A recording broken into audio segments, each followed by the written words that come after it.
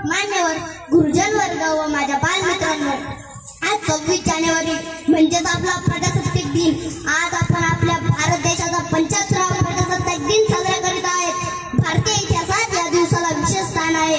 26 जानेवारी 1950 रोजी भारतीय राज्यघटना लागू झाली हे आपल्या सर्वांना माहित आहे। मित्रांनो, 15 ऑगस्ट 1947 रोजी भारत देश इंग्रजांच्या गुलामगिरीतून स्वतंत्र झाला।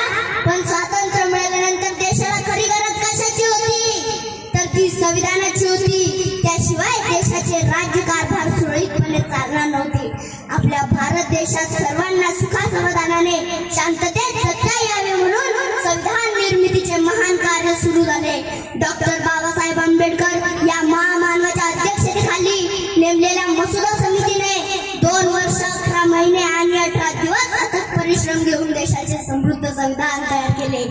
26 नोव्हेंबर 1949 रोजी संविधानाचा घटना समितीद्वारे स्वीकार करण्यात आला।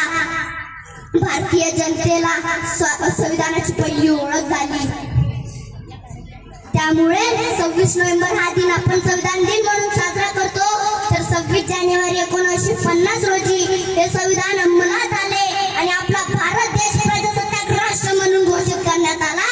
त्यामुळे 26 जानेवारी हा दिन आपण प्रजासत्ताक दिन म्हणून साजरा करतो। मित्रांनो, 26 जानेवारी पासूनच आपला भारत देश सार्वभौम प्रजासत्ताक लोकशाही गणराज्य बनला। खऱ्या अर्थाने भारतात प्रजेचे राज्य निर्माण झाले।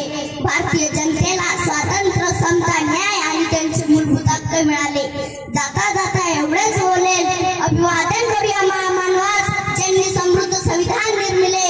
नतमस्तक होऊया क्रांतिकारकास ज्यांनी देशाला स्वातंत्र्य दिले। वंदन